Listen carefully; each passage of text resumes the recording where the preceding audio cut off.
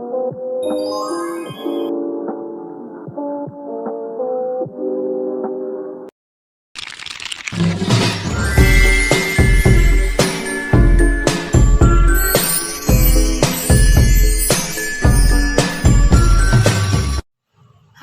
perkenalkan nama saya Eva Bersiombing, di mana dengan NIM 243303611290, di mana studi kasus yang saya ambil itu ada nomor 2. Pertanyaan pertama dari studi kasus saya adalah, jelaskan bagaimana perencanaan proyek dilakukan termasuk penentuan skupi, estimasi waktu, dan identifikasi risiko utama proyek ini.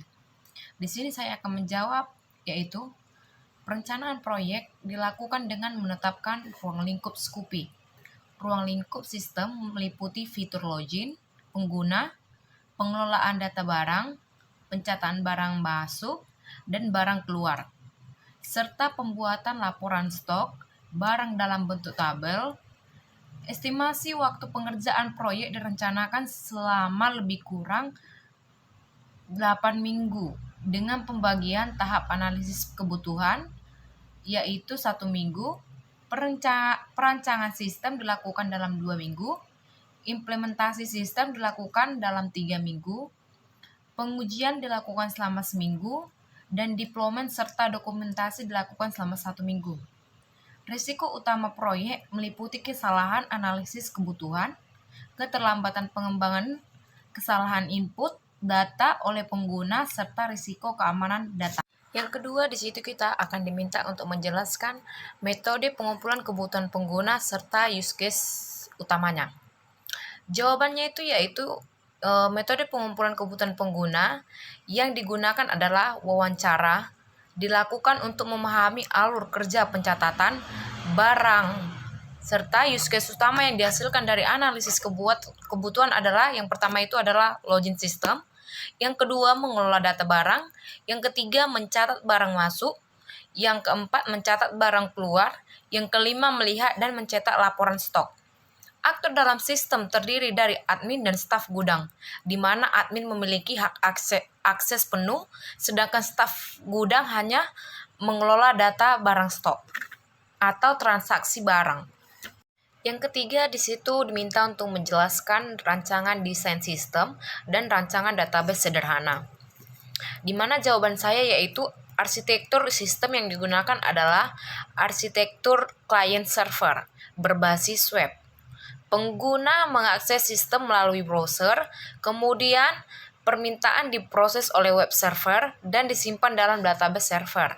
Rancangan database sederhana saya terdiri dari beberapa tabel utama, yaitu ada tabel users, di mana ada ID user, username, password, sama role.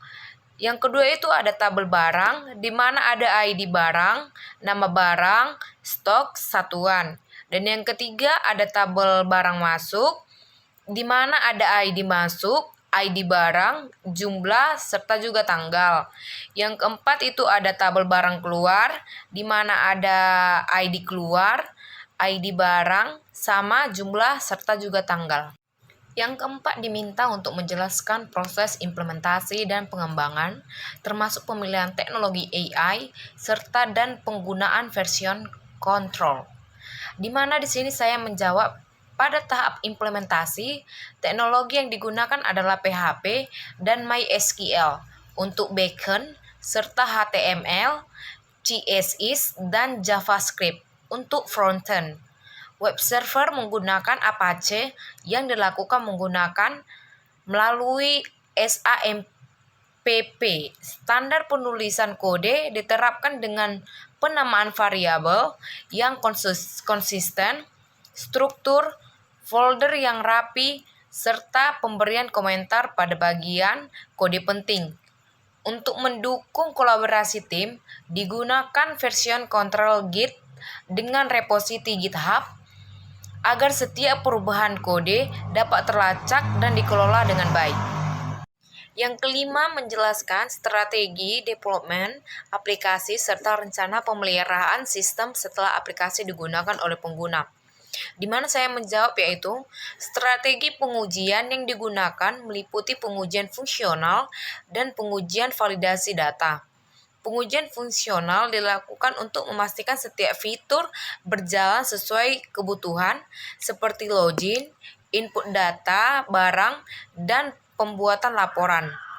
Pengujian validasi data dilakukan untuk mencegah kesalahan input seperti jumlah barang yang bernilai negatif. Contoh kesederhananya yaitu, jika pengguna memasukkan username dan password yang benar, maka sistem menampilkan dashboard. Jika jumlah barang keluar melebihi stok, maka sistem menampilkan pesan error. Yang keenam, menjelaskan strategi development aplikasi serta rencana pemeliharaan sistem setelah aplikasi digunakan oleh pengguna. Di sini saya akan menjelaskan bagian nomor 6 yaitu deployment system dilakukan pada server internal perusahaan agar hanya dapat diakses melalui jaringan lokal. Proses deployment mencakup pengunggahan file, sistem ke server, dan konfigurasi database. Setelah sistem digunakan, dilakukan pemeliharaan secara berkala berupa backup, database, perbaikan bug, dan peningkatan fitur sesuai kebutuhan pengguna. Jelaskan bagaimana manajemen tim dan kolaborasi dilakukan selama proyek, termasuk metode kerja dan tools yang digunakan. Manajemen tim dilakukan dengan pembagian peran yang jelas, yaitu analisis sistem, programmer, dan tester. Metode kerja yang digunakan adalah metode waterfall, sederhana karena kebutuhan sistem sudah cukup jelas sejak awal. Soal yang ke-8 yaitu jelaskan aspek etika dan keamanan yang perlu diperhatikan dalam sistem IoT ini. Jawaban saya yaitu aspek etika dan keamanan menjadi perhatian utama dalam sistem ini. Data inventory dan akun pengguna harus dijaga kerahasiaannya. Sistem menerapkan autentifikasi, login, pembatasan hak akses, dan berdasarkan peran pengguna, serta enkripsi password.